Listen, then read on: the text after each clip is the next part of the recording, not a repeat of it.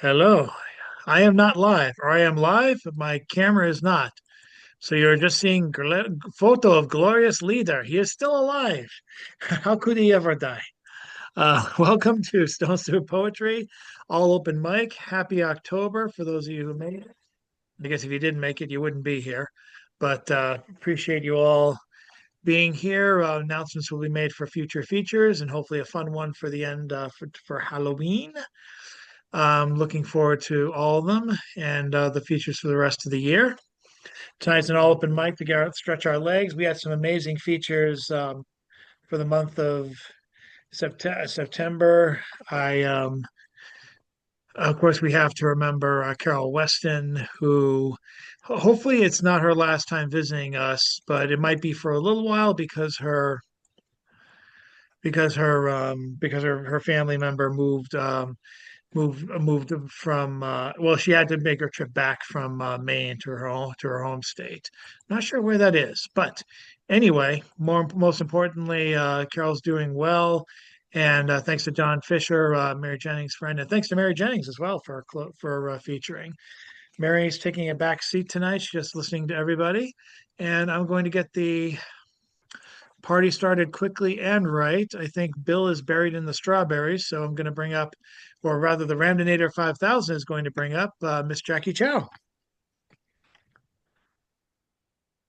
This time. Okay, I hope I don't get kicked out. Let me go get my poems.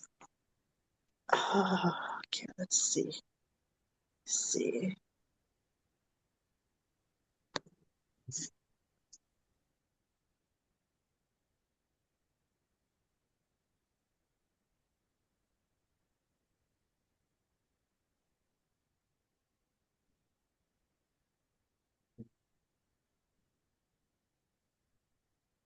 I think she made that mistake where she opened up her file and then it kicked her out of Zoom.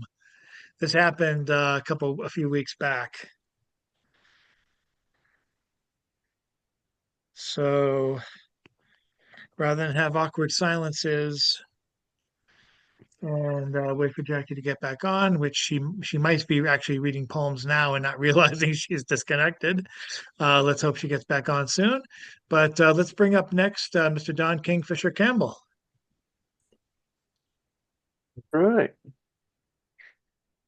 This poem is called Awkward Silences. No, I'm only kidding. Is it possible to screen share?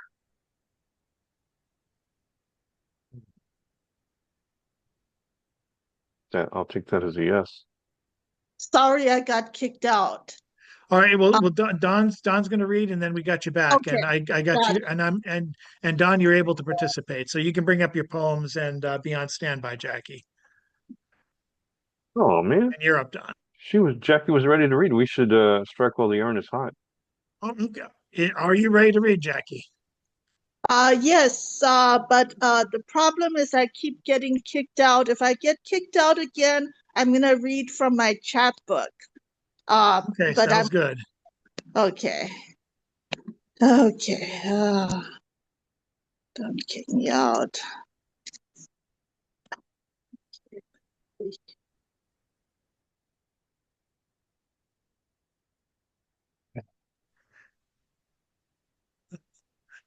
Is she trying to screen share? He's gone. Or just, yes. Cool. We'll give her 30 seconds.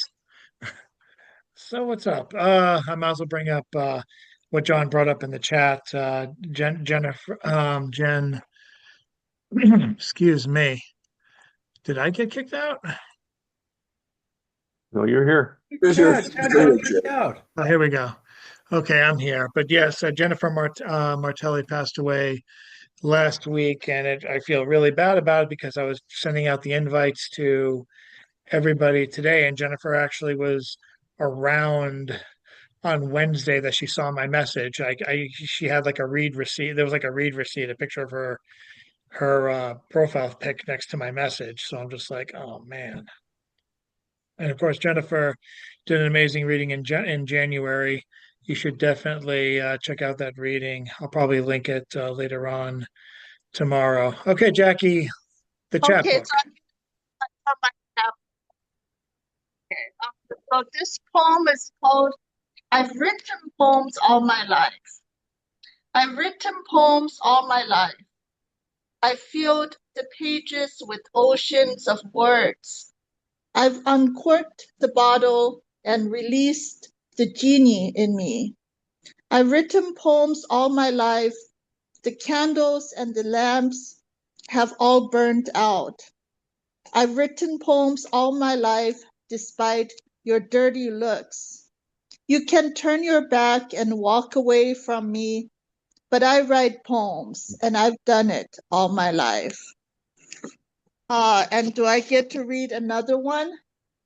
Okay, As long as here's it's from the chapbook. yes, it's from the chapbook.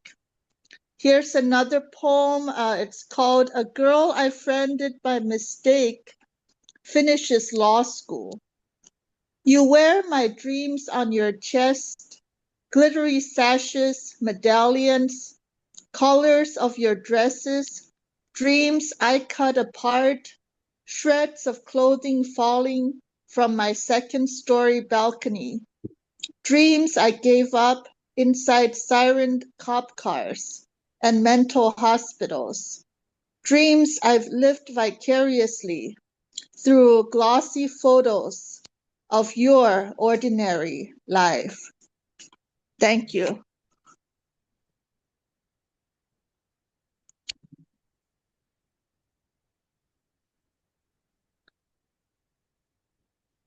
Thank you, Jackie. And I believe that Don is ready to screen share. Oh, perfect. Yeah, I just screen shared Jackie's two poems, but a little slowly. She finished them before you know, oh well. But I realized, oh, I have her chapbook. Yeah, okay.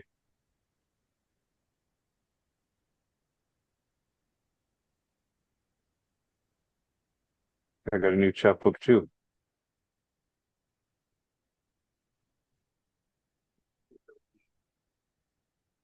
And you know about the Silver Birch Press series, people?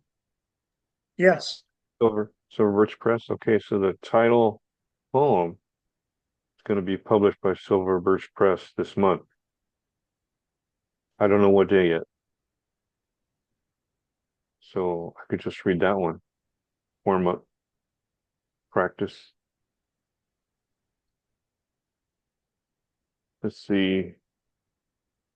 That is number 16.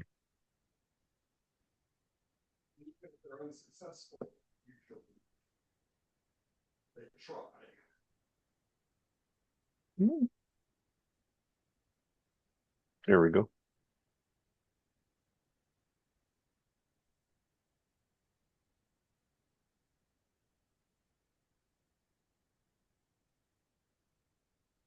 All right. Are we just like bugs? We try to scurry at the moment when death is threatening to squash us, because we know the squeeze is the end of light and consciousness.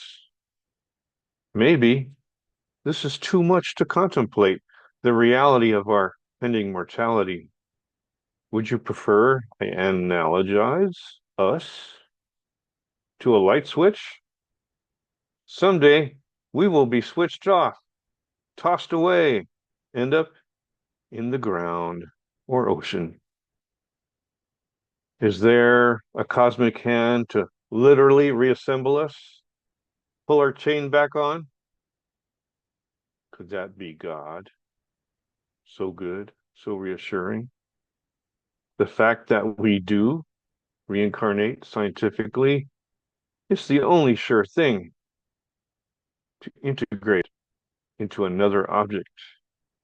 We become soil, possibly nutrify a seed, a worm, turn up useful again. turn into usefulness again. I'm reading very small print, sorry. Turn into usefulness again. But, I'm not going to make it a little bigger. Getting old.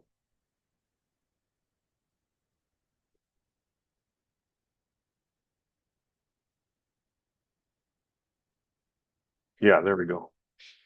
Turn into usefulness again. Bird, fish, people, food, used or shit out.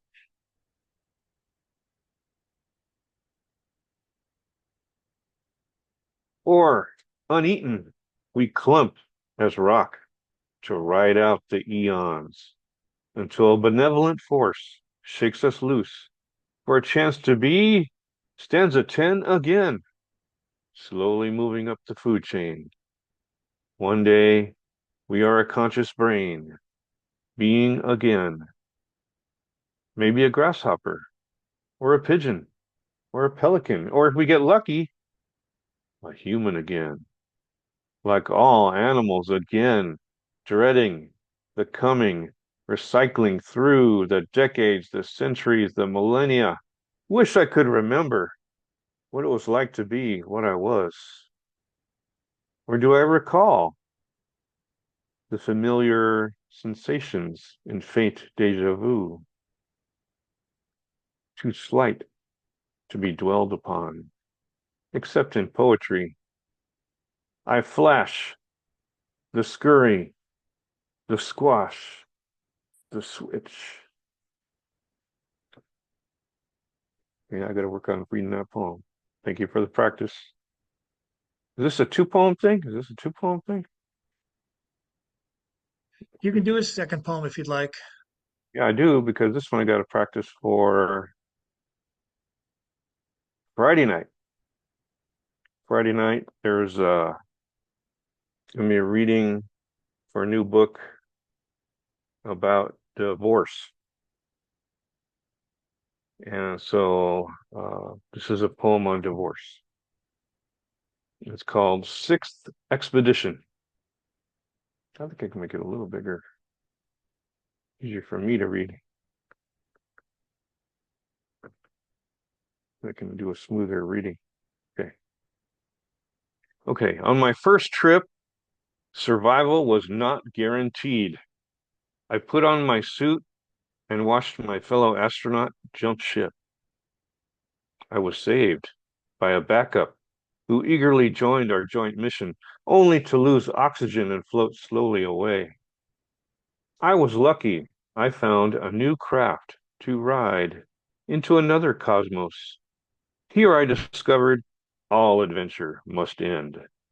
So I leaped out from the spiraling craft, landed in a better position. I was in celestial heaven, zooming through the universe. Of course, we crashed. I was left adrift in space, no foothold to hold on to, till I became my own vessel. Now I am finally flying on an albeit bumpy but smooth passage of planets. Picked up my own crew. We conquer the galaxies, look forward to immortality. Or not. There might always be a seventh journey awaiting, where the unknown can annihilate any belief with spare, cold eternity. Thank you.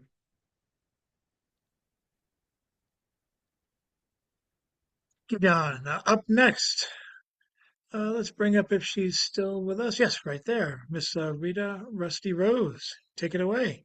Thank you. And don't Thank you, forget to mention the Chair. nomination. Oh, yes, yes, yes. Hello, Boston. I've been nominated again for a Long Island Best Poet of the Year. If you're on my Facebook, the link is there. You have to vote every day until December.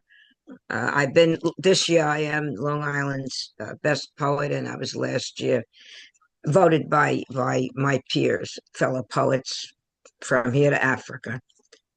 Anyway, the poem I'm working on, I come here and I also bring things I'm working on. It's very short. It's almost like a statement piece. Wannabes Wanted. When I was a teen 60 years ago and in a rock band, club owners called for creative original material. Bands were turned away, called wannabes, if they entertained the thought of playing cover tunes. So explain what changed in 2025. Why do club owners want wannabes and not a fresh sound? Thank you.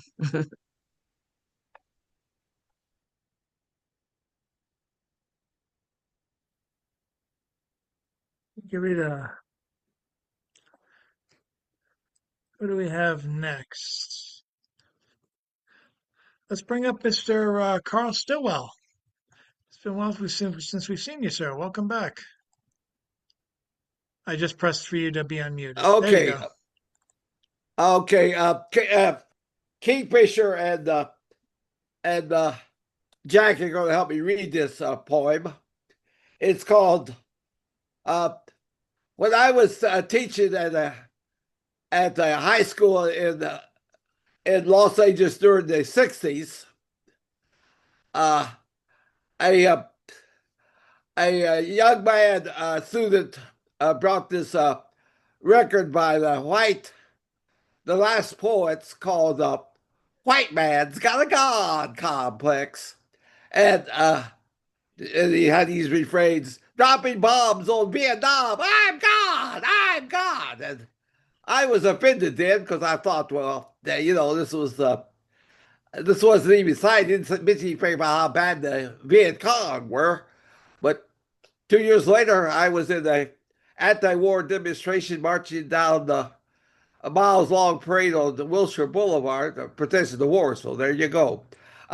This poem is I'm going to sandwich it. I'm reading the black lines, and Jackie's reading the red lines, and Kingfisher's the blue line. So, white press got a God complex. Says you look Latino. Muted. Jackie. Jackie's muted. Oh, you speak Spanish? Enough said to deport. Cause white press got a God complex. Says IUDs, implants, and the pill or abortions. And protests led by Jewish Voices for Peace against genocide in Gaza are anti-Semitic. Cause white press got a God complex. Says Venezuelan boat trafficking drugs. Drone attack kills 11 despite no evidence and authorization by Congress. Cause white press got a God complex. Jackie. Actually, you got one more line, Keloki. Yes. Yeah. Take a good look. Says it's a crime. You're homeless. Oh, okay, me. Okay, bad me. Bad. Okay. Says it's crime if you're homeless to sleep outside. Issues executive order that all housing encampments in Washington, D.C. gotta go. Cause white press has got a God complex. DOJ data shows D.C. violent crime at 30-year low. Says there's big crime wave there. Sends National Guard to nation's capital city. Cause white press has got a God complex. Says cold peak every night at 7 p.m. in nation's capital. While banging pots and pans. From D.C. to Palestine, occupation is a crime. Cause white press has got a God complex. Says on Red Hat that he was right about everything. Adds climate and emissions to a list of banned words at Department of Energy. Cause white press has got a God complex. The enemy's within, not without, says he. So declares war on all those who won't close their eyes and bend their knees. Cause white press has got a God complex. With apologies and love to the last poets.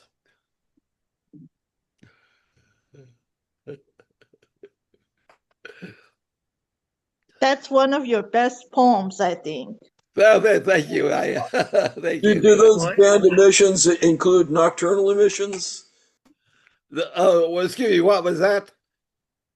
oh God, no, no, no. It's okay. It's okay. No, I'm not going that route.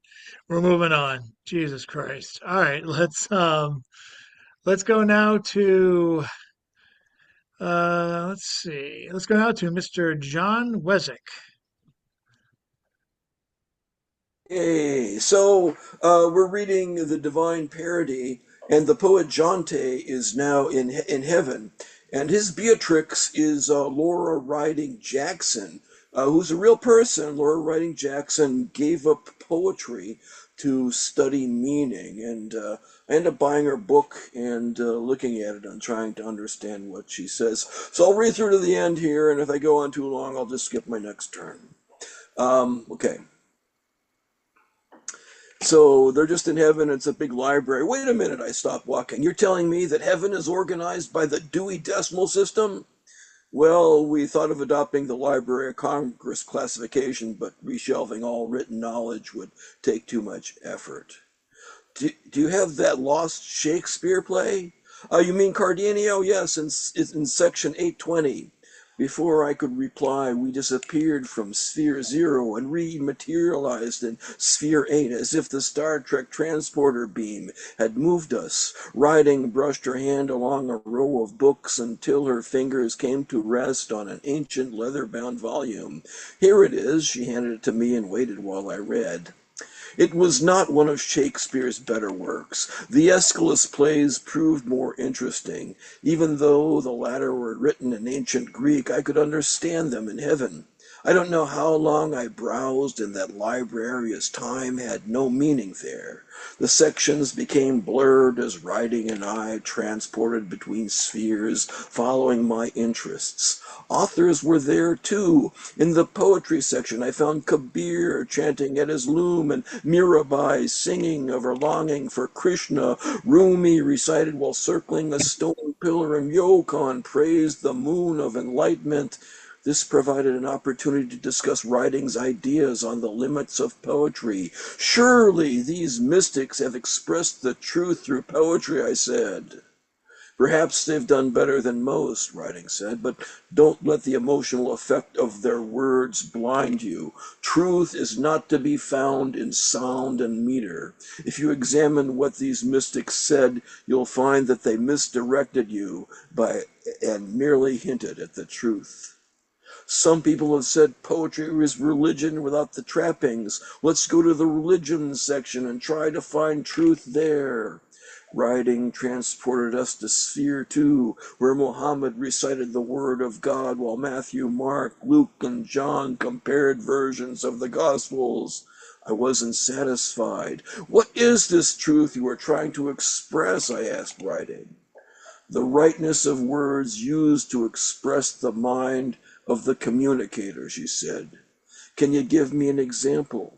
Rather than examine some text, we talked at length in perfect honesty, as if our minds approached a marriage bed and shed their clothes. That intimacy fulfilled a need I tried imperfectly to satisfy with sex before. It was the need for connection, not physical pleasure. In the afterglow, I asked about meaning. Are you aware of information theory? It uses the idea of entropy in communication. For example, the letter T is more common than Q, so it has more entropy. Therefore, because of its rarity, Q carries more information. I think the same thing holds for a story. Saying it's hot in the Sahara may be true, but it doesn't convey much information. Saying that it's raining is more interesting. I judge the meaning of a story by how much information it contains. But then the amount of meaning in a story depends on the reader's background, writing said. Exactly, just like the entropy of a letter depends on the language used. We continued to browse the religions section. I found the writings of the Buddhist monk Nagarjuna, but He was not there. Neither were several Sufis, nor Teresa of Avila. A question nibbled at the edge of my awareness. It was as yet too unformed to put into words. You have something you want to ask me, Writing said. Just say it. I need to check something first. Do you have a copy of Kurt Gödel's completeness theorem? Of course, in section 510, mathematics. We located the book and I verified my understanding. The theorem states that there are statements which cannot be proved or disproved by mathematics. I was onto something. At my request, Writing summoned Kurt Gödel, who materialized wearing a pair of round glasses and a bewildered look. Your completeness theorem, I said. What do you think? Could you say language is constructed from a set of logical axioms? And if so, does your theorem prove a reality that can't be described by words? It might. Gödel stroked his chin, but it's quite a stretch to go from the formal logic of mathematics to the looseness of language. We debated for hours, although my brain lacked the horsepower to follow the details of his explanations. I grew convinced I was right. This heaven does not hold everything, I told Writing. Take me to where words do not reach. Earth, hell, and these 10 spheres contain all there is, she said. Painful as it was, I knew what I had to do. I have to go back, I said. Are you crazy? Writing raised her eyebrows. You have everything here. Would you give that up? There's more, I'm sure of it, I said. That's why I couldn't find the Buddha or Nagarjuna. They live beyond words in the unconditioned. She turned away from me as if my words were a dumpster filled with rotting corpses. Are you sure you want to go back? She asked. No, but I have to try to express the unexpressed by writing an original story, the one true story. In that case, you'll need this. She handed me her pen. Though it was only a simple silver ballpoint with a push-button tip, I hesitated. By accepting it, I allowed the possibility of abandoning the fellowship of poets and the joy of organizing my thoughts into stanzas. But the trappings of literature would be hollow without honest expression. As soon as I took the pen, I fell through the floor into the blackness and tumbled through space until I came to rest in my threadbare office chair. A yellow legal pad lay on the cluttered desk before me. My fall from heaven seemed prearranged and somehow necessary to working a greater purpose. For several hours I sat stunned. Eventually, far from the stars, I lifted my pen and began to write. The heavens expanded. There you go, the end of the Divine Parody. I wrote that back in 2007. Wow. Congratulations. Congratulations to all of us. We made it. We made it through the story. And which collection is that available from? That's in Aruga. I'll put a link in the chat. Okay, super. We have someone new to Stone Soup page on Facebook and to our group tonight. I'd like to welcome up Brad Quan Copeland if he is interested in reading. Yes, hi. Can you guys hear me? Yes. Yes. Uh, all right. So just so I know, so it's just one piece we can read, yes? Yeah, I do it like a one piece or two smallish pieces. Use your discretion. It's a round robin tonight, so it's not like we have to not like we have to make room for the feature. All right, not a problem. Let me find one. Uh, right. Yeah, I think I will read this piece here. It's called Howls Beyond Eden. And tyrants we trust. They stomp lambs to slaughter, brand them with delusion. In, in silence of riot, we wage this ageless war. Motherless, Hungering, we eviscerate the cure. We pledge allegiance to strings of inhumanity. Restless fools, we dance to steps drilled in hierarchical calamity. Painted with riven smiles, we're coldly coddled puppets, toyed with and forsaken in the barren land of the free. He who grows remains rooted in the curse of egregious lies, staining the lives of our nation's pulse. Scarred and corroded, our Eden dwells in ash and earth. Miasma bleeds through Mother Nature's lungs. At what cost do sovereigns brand our birth? Once meek, the errant sheep stands to no longer flee, arming itself with jagged teeth, shredding its leash. It howls, causing the wolf to tremble from beyond to its feet. Our cries are felt. The pain is burned into the false faltering flag, veiling the very liberty we yearn. In the void of status, ether reigns, where grasping greed gasps to breathe. As a collective, we're omnipotent. All is love and all we need.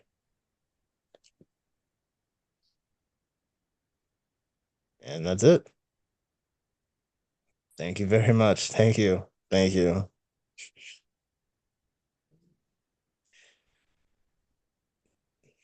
That's a piece from my upcoming chapbook, Rebirth: An Odyssey of Oddity. Let us know when it's out. Thank you so much. Absolutely. All right, excellent, and welcome aboard. Welcome to the group. I think you got fit in nicely. Thank you very much. And up next, let's welcome up Mr. Bill Lewis.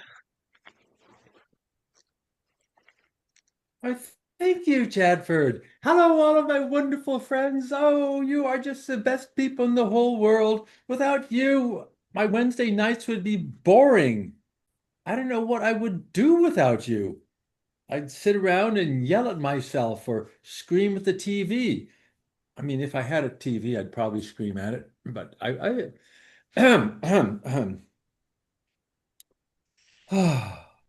So, my students give me so much pleasure. I am so lucky to have such fun students. And there's a sense of optimism and excitement and opportunity that I see that wasn't there before, you know? Even kids 10 years ago, they were just more limited, and the kids today are suddenly excited. There is potential. The world is getting that feeling the world is getting better this time. And that's so cool to be part of that. And we pray for peace in the Middle East. We can do it, just sign, and we can make a difference. I'm just praying that it ends right here. But now, excuse me. Based on a number of years ago, la la la la la. There's naked girls in the swimming pool. A voice with a southern twang rejoiced. The radical liberal culture of Northern California turned out to have a brighter side to it after all.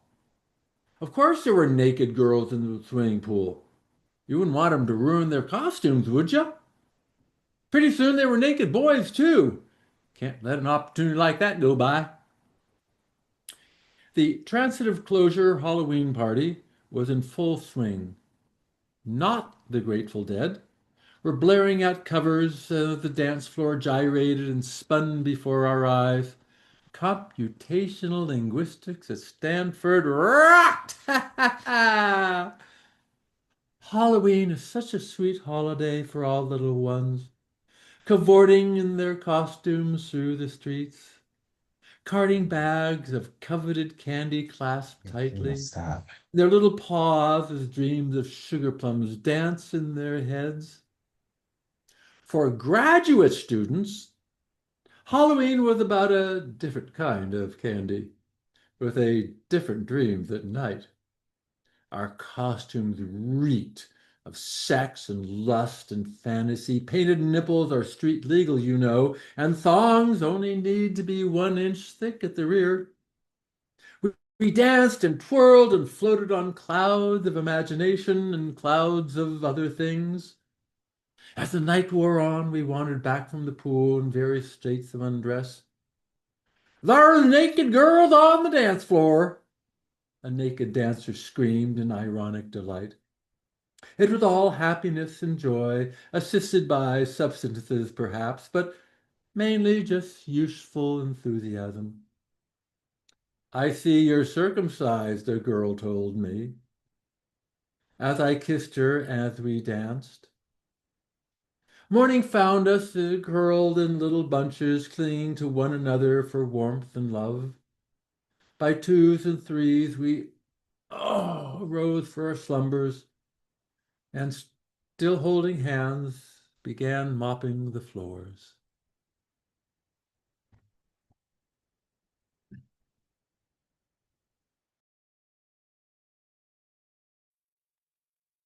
Thank you, Bill.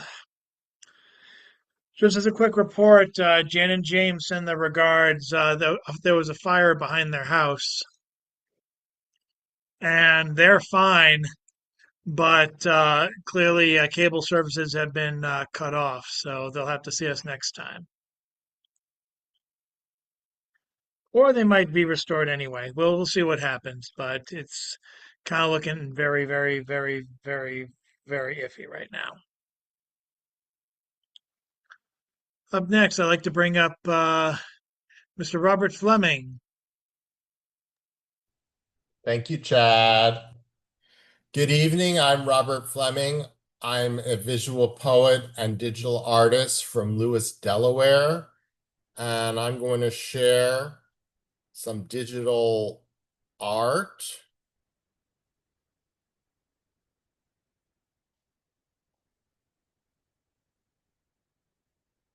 So the art that I'm going to show is inspired by these two artists. The first one is Vincent van Gogh, who lived in the 1800s. He lived in Dutchland. He was one of the most well known and successful post-impressionist painters. And one of the things which he really focused on was light. So on the right side, one of his well-known works, Starry Night, is an evening picture. Another one of the Impressionists who also worked a lot with light was Claude Monet. He did a series of the Rouen Cathedral, where he painted the cathedral at different times of the day in different seasons, and these are some examples of that. In the last month, the digital software which I used called Canva added 2 new features to manipulate in your image the light. The first one is called Light Lab, and the second one is Texture. Below is the image that I worked with. It is the Golden Gate Bridge in San Francisco, California. So I'm going to start with some examples of Light Lab and show how to make how an image can be made progressively darker, as if the night was progressing. So here we're getting darker, darker, and darker. And here is the original image on the top and the one on the bottom, which is my favorite. I'll share just a little bit about the other feature called Texture. Here we have some speckles added to the image. And here we have sort of like scratches in the water. And here is from the top left to the bottom right, array of white light, some more scratches, more scratches. This filter is called grunge. And here we have something called mossy swirls and paint brush strokes. And these are also paint brush strokes, but it's more circular swirls. And then my favorite one is the mossy swirls. I think it looks the most like the Starry Night. And here is the Starry Night, and then the mossy swirls on the bottom. And thank you for letting me share my 2 tests of those 2 new Canva features, Light Lab and Texture, to help me create impressionistic images with different types of light. Thank you.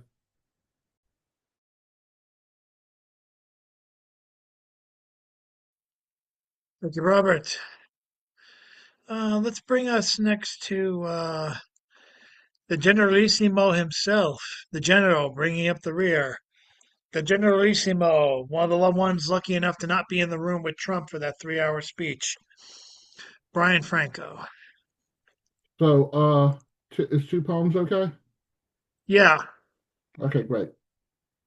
Both of these have been recently published. This next one was accepted for publication into Keeping the Flame Alive, which is a magazine run by the Beat Poet Laureate, the current Beat Poet Laureate of Indiana, Christine. And it's called I Think I Left a Butt Cheek at a Hotel in Sturbridge, Mass. I hope they didn't throw it away. To quote the inspirational poet Ray Jane, all pain can be breathed through. What happens when breathing is painful? When every ounce of air you inhale is laced with regret?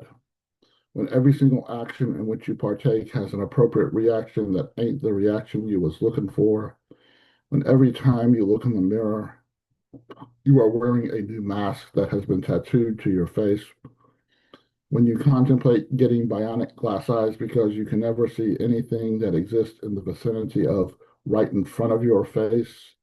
When trying only leads to more trying on what seems like an infinite loop that seems like an infinite loop in an infinite loop in an infinite series of infinite loops ad infinitum till you realize you are somehow subconsciously only half-ass trying everything you tried, then you realize you might be addicted to only half-ass trying, and you discover there are no 12-step programs for only half-ass trying, and as a result you actually decide to get up off your ass to find the other half of your ass so you can finally take a full breath.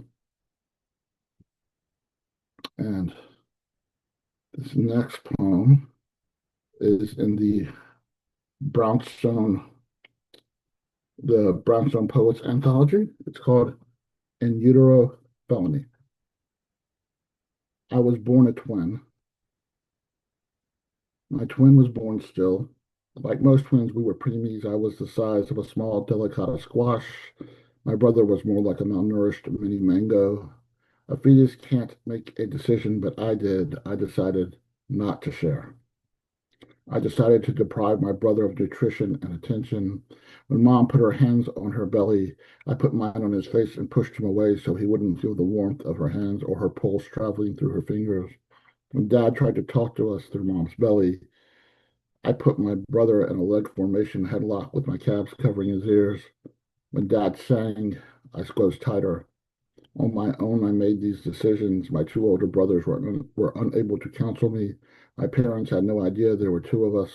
I stole a son from my parents. I stole a brother from my brothers. I stole a best friend from myself. I never got the chance to feel his pain when he stubbed his toe miles away from me. We never stood together against Mom to proclaim we would never dress alike again. We never secretly traded dates before a sock hop. We would have been identical, but we never looked alike. That was my fault. My brothers know nothing about this. My father died before I found out. My mother has yet to tell me. I figured it out all by myself. Thank you.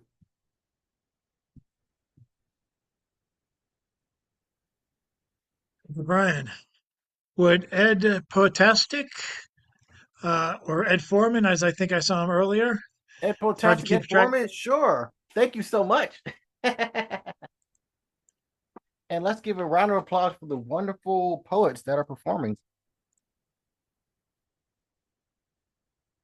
Hello, my name is Ed Potastic, Fantastic. Please help me join my rhyme. Five for Sublime. I'm sorry, my camera's off, but I need to see if I could find the webcam, but I won't take too much time. I got one short one. I got two short ones. This is called Dreaming. I'm still dreaming about peace, to silence the war, to tame the beast. I'm still dreaming about the rain, to wash away the hunger pains. Life is hard, but you gotta dream, to rise above, to rule the regime. Gotta dream to keep the sun alive. Gotta dream to fuel the drive. Gotta dream to calm the hive. You gotta dream just to survive. The legends dreamed, so why can't you? Breakthrough dreams inspire too. Big or small, they can shadow the walls. Stumble or fall, please just answer the call. Dreams may seem distant, but they're not. So strike your spark while the iron's hot. Thank you. And my other one is called The Inner Child. My hands are tiny, but I'm still lively. I'm just a kid. My age is only slid. We are still a child. Imagination runs wild. Don't hide your curiosity in this pale, dark reality. I know we're all adults. Don't just stand at a halt. We're not our parents. We are not mindless ants. No anger, no offense, but don't build a fence. I'm going to change the responsibility, but that doesn't have to be reality. If you want to write, then write. Grab your pen and ferociously fight. You want to draw, then draw. Draw till your fingers are raw. You want to paint, then paint. Paint till you tire or faint. You want to dance, then dance. Dance till you catch a glance. You want to sing, then sing. Sing till you wake in spring. You want to mold, then mold. Shape it till it turns to gold. Don't call it crazy or ridiculous. It's the miracle of beautifulness. Feed your inner child. Feed it for miles upon miles. That kid still lives inside of you. Don't be blue, but create a breakthrough. A tiny seed can grow into a tree. Free the child inside you and me. Thank you.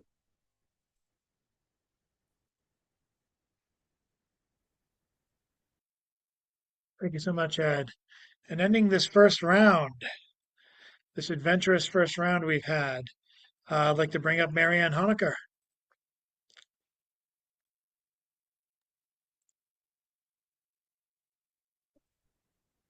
Okay, this first poem is called Blind.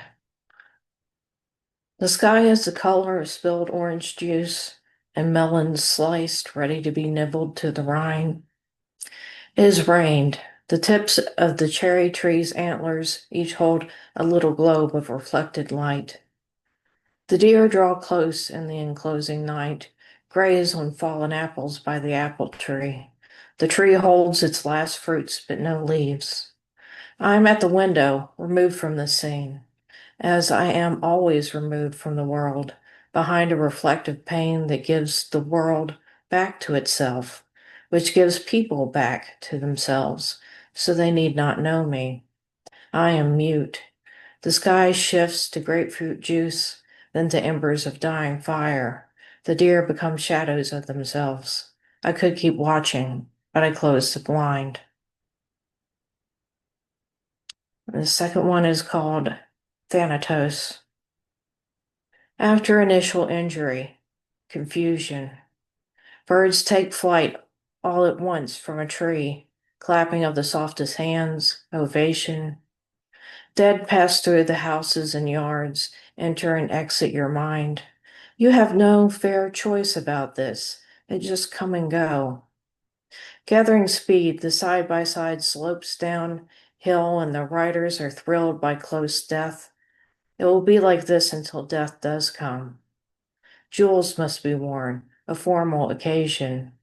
Kept close by your side is Thanatos. Let him be. Everyone feels his presence. My chin shows my age, but my hair is dyed noxious black, the blackest black I could find. Ovorus, Night with clouds, without a moon perpetually, it seems. Then rude dawn comes quietly over the hill, robed in fog.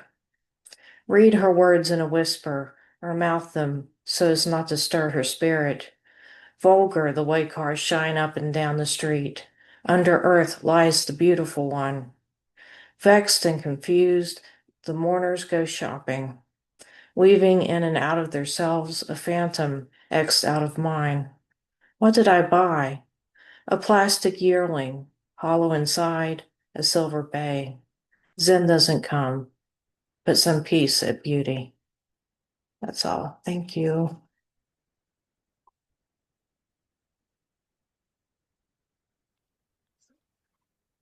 Thank you very much, Mary, for being our closer for this round of the round robin. Dare we go a second round?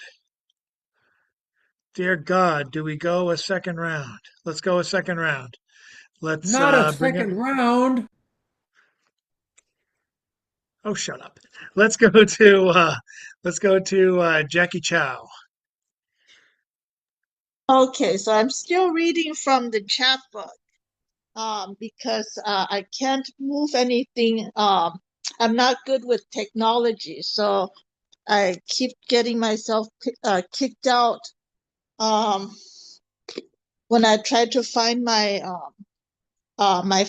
poems on my phone. Okay, so this one is called The Wine List, and it is a prompt poem. It's rather long, so I'm gonna read the whole thing. I'm gonna read just one poem. Okay, now Don is trying to find it. Yeah, The Wine List. The wine steward, or if there is none, the mirror will deliver the bad news, and the captain will show the host that the murderous queen is no longer on the wine list. The host may defer to the fair Snow White, her stepdaughter, someone more knowledgeable about wines, who has skin like snow and lips like ruby. If no one at the table is a wine connoisseur, whose blood will the queen decide to spill? The host may ask the wine steward to command a huntsman to kill Snow, to recommend a suitable wine, and bring back her heart. The host need not be embarrassed that the huntsman kills a pig instead, to suggest a modestly priced wine, serving the pig's heart to the queen. If some diners order meat and others choose fish, while Snow hides in a cottage with 7 dwarfs, they may all agree to drink a red, white, or rose wine before a prince rescues her and marries her, or they may all order half bottles of red and white, reversing the queen's evil plot.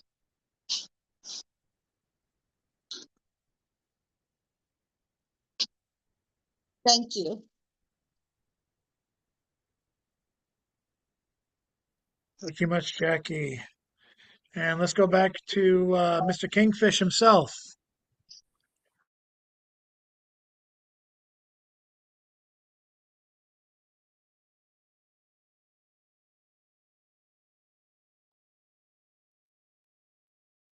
Previous chapbook.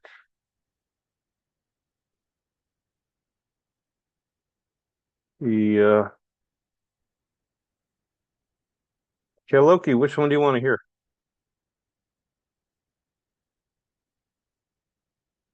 Just testing.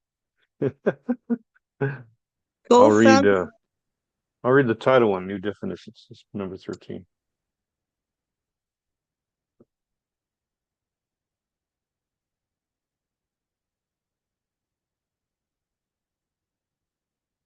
There we go.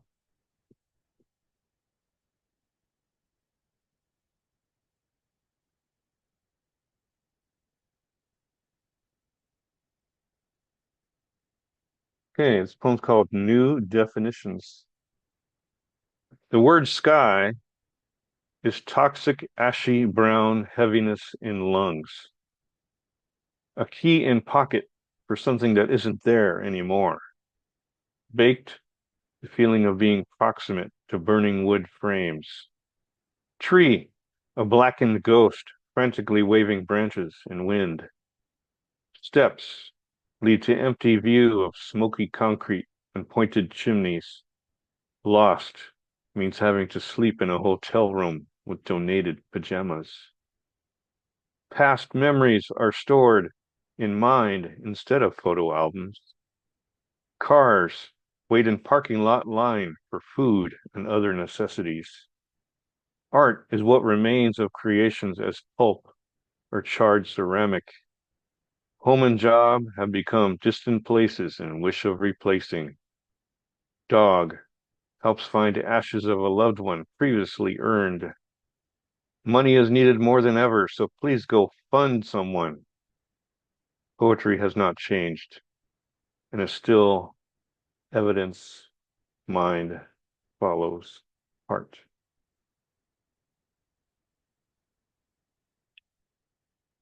So that one was published in the Altadena Poetry Review. We had a special section of poems about the Altadena fire, and those 15 lines, each line is from a different person that I knew lost a home. Their experience. Okay. Another short one.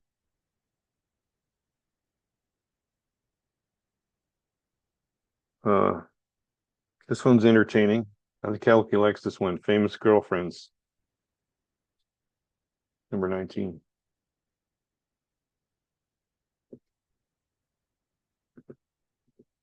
Here we go. There's a close-up picture of one of my famous girlfriends. All right. For years, I kept an empty box of Carnation Instant Breakfast strawberry flavor in my cupboard because Penny was the smiling face on the front. Music Center usher Lynn liked singing while I laid my head on her lap as she stroked my hair. Later on, she sang backup on a hit by Patrice Rushen, Forget-Me-Nots. Met Mary Kay in CSULA Astronomy class. Then I drove to her house to play George Harrison's Blow Away on her stereo. She went on to win a national volleyball championship. Thelma was a server at Montebello del Taco, short bobbed hair, and an Elton John fan. I found a bootleg recording of her yelling brown to Bernie's Your Song, I Color Query. Years later, she emailed me that she heard I mentioned her in a poem and asked for a copy. I sent the chapbook to her office, which was in which she was Pomona's USD superintendent. But that's not the end. I was subbing at the Wilson High School computer lab when the principal brought in LAUSD board member Thelma. Don? To the surprise of my boss, mouth open in amazed incredulity. I have to admit, a few annals after that, I Googled her and learned the EJ worshiper was now the Assistant Secretary of Education in Obama's first-term cabinet. And me, I'm retired with a new piece to share.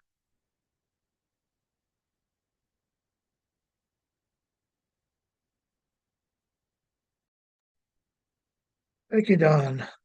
And Rita Rusty Rose returns for the second Yes, round.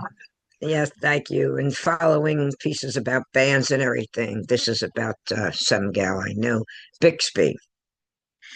The band broke into a blues intro. My voice simmered and growled. A handsome woman with brown hair and warm smile neared the stage. Charmed by her magnetic aura and soft, dreamy eyes, she shadowed me as if a spotlight. Our desire was palpable. She could feel me, and I her. Though many fans heard me sing that night, my serenade was especially for Bixby. Thank you.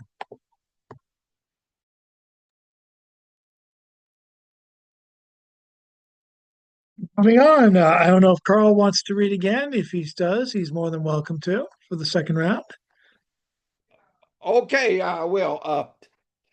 This I'm 91, and this boy, this is the poem happened 60 years ago when I was 31. My first car and all that jazz. At the age of 31, I bought my first car, a pretty blue 53 Chevy, which I called the Blue Blazer, for $125. What a bargain! When I saw Thelonious Monk on the cover of Time and heard he was featured at Shelley's Manhole on North Coanga Boulevard in Hollywood, me and Blue Blazer took off to hear him and his band perform. Round midnight, driving on Hollywood and Pasadena freeways, straight, no chaser, reflections of a blue moon, epistrophe and rhythm-ing me all the way home.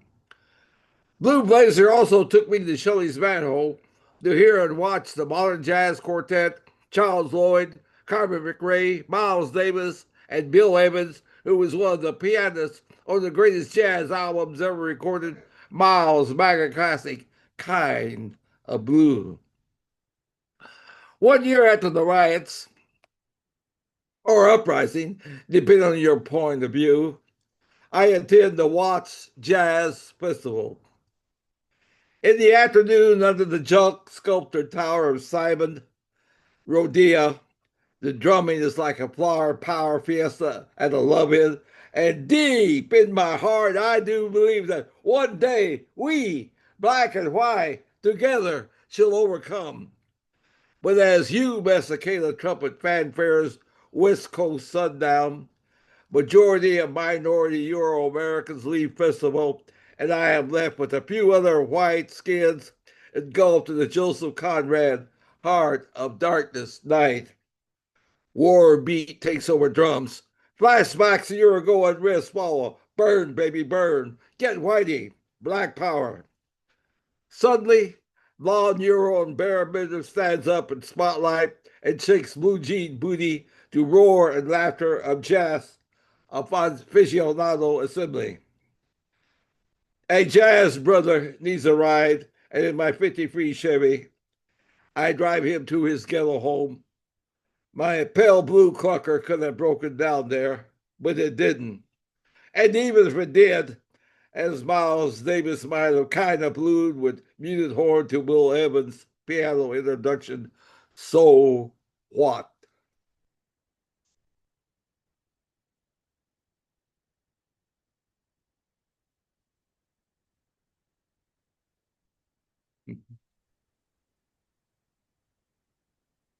Very nice.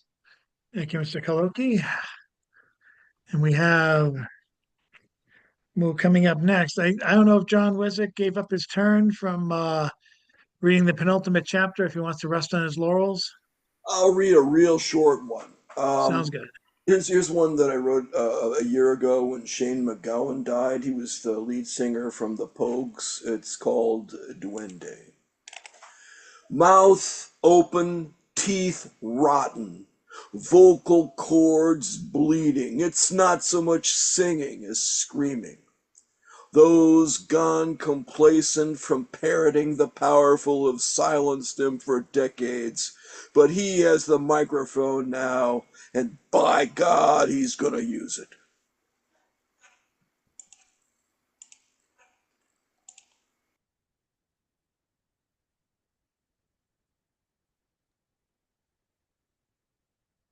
And there you have it.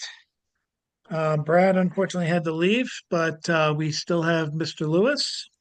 Yay! Yay! I get to do another one. Oh, thank you, Chadford. Oh, life is so much better when I get to speak. If I didn't have you guys around, where would I be? probably off in the gutter, getting drunk. Who knows?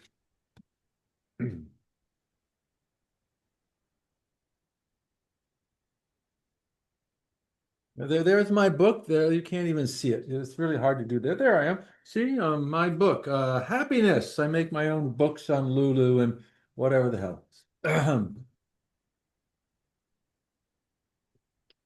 I can walk on water when it's frozen, that is. Real people can't walk on water, we know, because we tried and we got wet. And yet, we believe there are magic people who can. They're gods who tread the earth with us, who share our suffering and our lives, then flick their wand or wave their hand, and miracles occur. We laugh at old religions. We mock Apollo for riding his chariot across the sky, yet hold so strongly to the same stories when the names are changed. Why? How? Who came up with gods in the first place? Were two cavemen sitting around a fire drinking fermented coconuts when one of them was struck with inspiration? "Hey, Gork, wouldn't it be cool," he said, "if we could just walk across the lake instead of walking around it?" And Gork said, "Ah, that's so silly, Borg. Let's go tell the others." And they did, and they did it as a joke and said they saw this guy walking across the lake, and the other cavemen believed them. And some of the cave babes came on to Gork and like groupies, and when they saw how good life could be, Gork and decided not to tell the others that it was a joke. They just delivered it up and got into the magic omelet business. And they passed their secrets on to their kids, who became tribal priests and princesses, and people would bring them free food, and they got laid a lot. And the whole thing just snowballed. And now we have the Catholic Church. It's got to be something like that.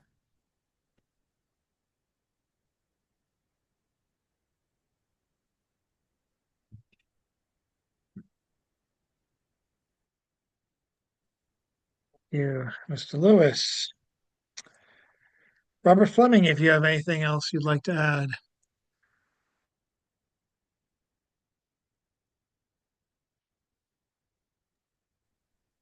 Thank you, Chad.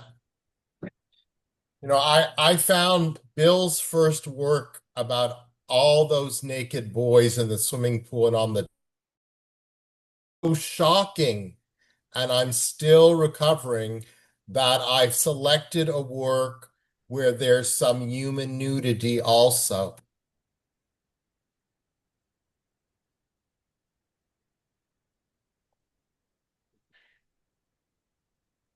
So in the 1950s, in the United States, I don't know if it went beyond, there was a fad called phone booth stuffing, trying to get the maximum number of people in a phone booth. And on March 20th, 1959, in Durban, South Africa, I guess it went beyond United States. At the YMCA, they set a world record when 25 humans squeezed into an upright phone booth. Glad I wasn't one of them. So here is my senru about phone booth stuffing. Phone booth stuffing senru. Telephone booth stuff. Get your toe out of my ass. Ass stuffed in toe. Telephone booth pack.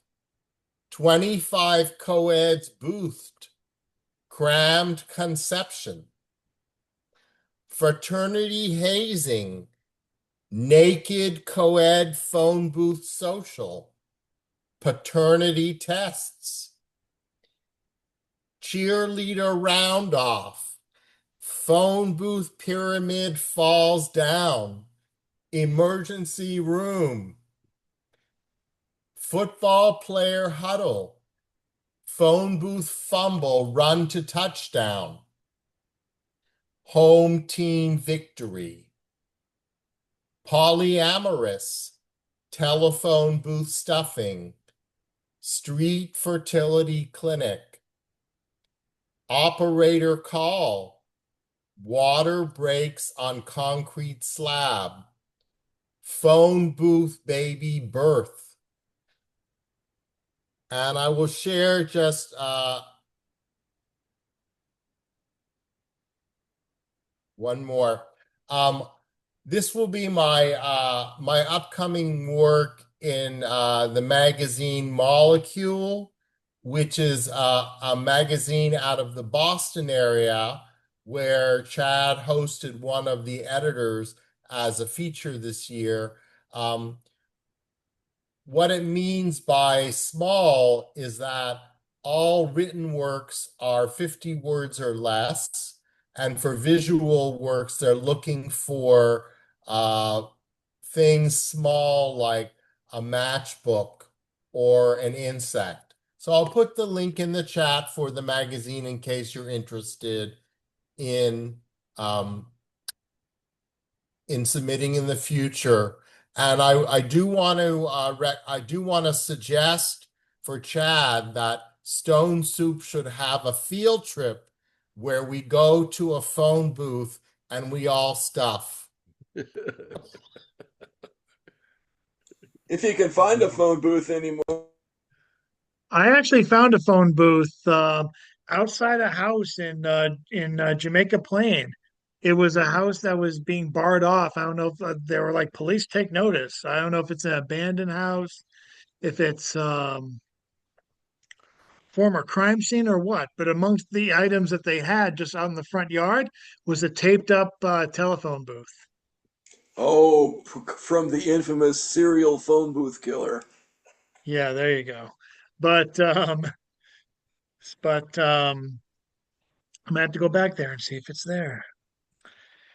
Oh, Mr. Brian Franco, if you'd like another swing.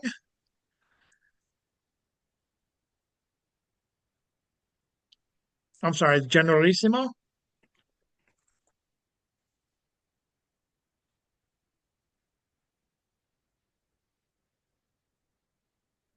Hello. Okay, I guess Brian's indisposed. If he comes back, we'll let him read. But let's go now to the last person we have, who I'm sure is available, Marianne Honecker.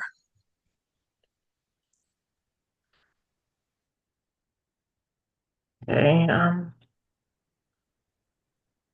as you probably know already, one of the North Shore's best poets recently died, Jennifer Martelli, and I was a huge fan, so the death hit me harder than I thought it would. And here's a poem about that. It's called After a Poet's Death.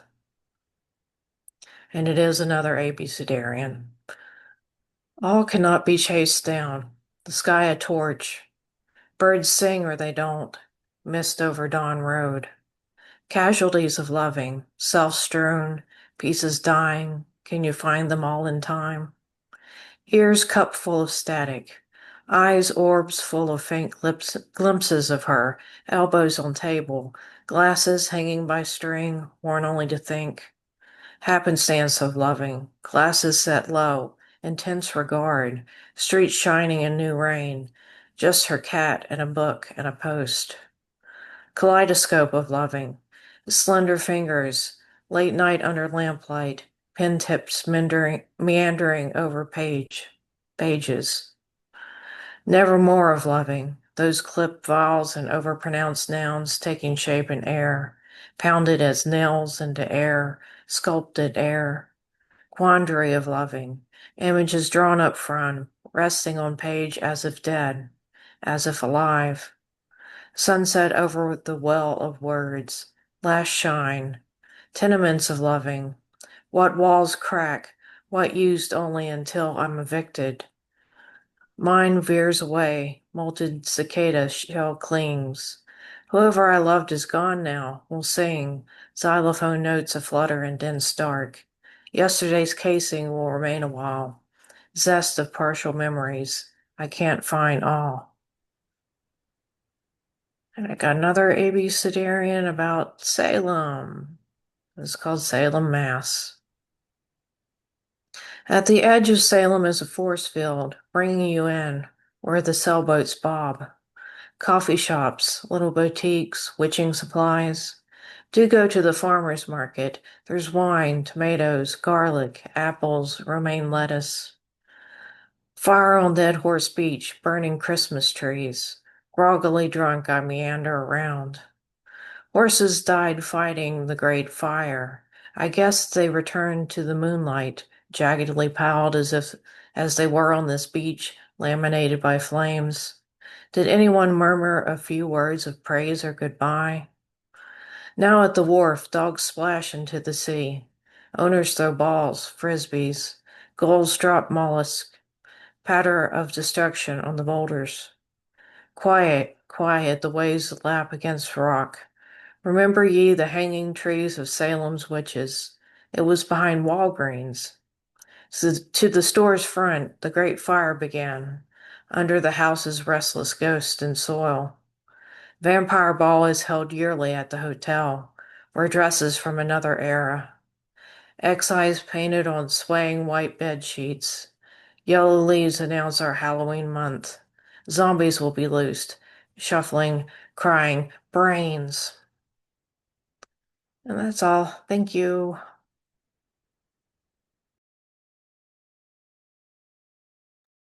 And with that, I was just about to bring up Ed Potastic because I realized I'd forgotten him, but he already dropped out. Is Mr. Franco there? Yep, I'm here.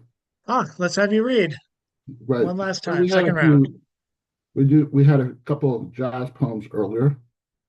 So I pulled up one that was actually the Sunday selection a while back for Jerry Jazz Review.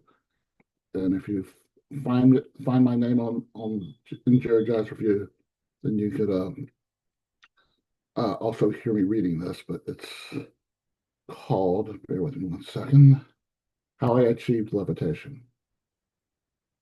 They all lived in the Walnut Building. Satchmo blew the roof off the house. Fats Waller tickled ivories. Dizzy Gillespie flugeled. Stan Getz saxed. Woody Herman clarinetted. Billie Holiday wailed. Ella Fitzgerald scattered. Sarah Vaughan redefined divine with sassy. Lena Horne turned stormy weather into paradise found. Sinatra crooned. Sammy Davis Jr. served up candy with unmitigated cool. Ray Charles saw the world through his songs. Harry Belafonte deode. Benny Goodman swung. Tommy Dorsey trombone. Buddy Rich drums. Spike Jones orchestrated unconventionality. Leadbelly sat on the stools singing the blues. Barbara Streisand was there churning butter. The Walnut Building had no elevator. All its occupants were made of vinyl, protected by a paper sleeve and cardboard sleeve. They were carefully removed from cardboard, then paper, then placed onto a turntable, then a needle found their grooves, then music and voices emanated from speakers. I'd watch my father sitting in Mr. Chair, his leather Eames knockoff, breathing in through his nose as if he were breathing in fresh mountain air. He'd close his eyes, recline, tap his feet on the orange shag carpeting, and lightly snap his fingers. He existed in the chair, but he levitated. Every once in a while, he'd tell me to listen to a specific poem. In the family room of 305 Fernhill Court, to the left of the 1960s Danish modern walnut and aluminum wall unit was the Walnut Building. 5 solid walnut cubes stacked one on top of another, just under 6 feet tall. Each cube with cardboard sleeved LPs, mostly 33 1/3 and maybe a half dozen 78s. 2.5 years after Dad died, when I came home from New York to Alabama when Mom was moving, into a patio home. I decided the Cubes were an apartment building in Hell's Kitchen or Soho, decades before Soho was trendy. All the musicians and vocalists holding impromptu jam sessions, creating masterpieces that happened once, never to be recorded for the masses, never to become legendary performances at Newport, Monterey, or Montreux. The night I flew in, I sat in Dad's chair and existed in the same room with the residents of the Walnut Building. And after the needle grooved into the vital, I sunk into Mr. Chair's leather, reclined, closed my eyes, and levitated. Thank you.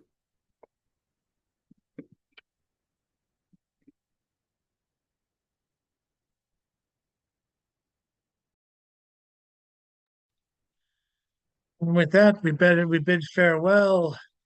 And I thank all of you for attending tonight. I feel bad for the people who couldn't make it in. A lot of weird stuff, and I feel bad that I can't do the wave myself tonight because my camera's still down. But you guys can all pick up the slack for me, which I appreciate. Next week we'll hopefully have our first feature. I'm getting confirmation for that. Vote for Rita and the best poet of Long Island. Or is it Long Island? Yes, and I'm sure she'll put a link in the Stone Soup group, and we will take it from there. I appreciate you guys very much. So glad we got through the summer months. I'm so glad the weather is finally getting with the fucking program and cooling down for the first time in a while. And Bill thinks he's a fish or something. Okay, good Lord. Oh, I see what Robert and Bill are doing. Okay. Well, thank you guys very much. RIP Jennifer Martelli. If there's any tributes going on, I know that the new issue of Molecule coming out is dedicated to Jennifer Martelli. I've seen the proof of it. I'm in it as well as Robert and other people. If there's anything else, I'll let you know. But thank you for touching on that, Mary, and thanks to the rest of you for taking part tonight. More to come. Have yourselves an excellent evening. Show's over. See you next time.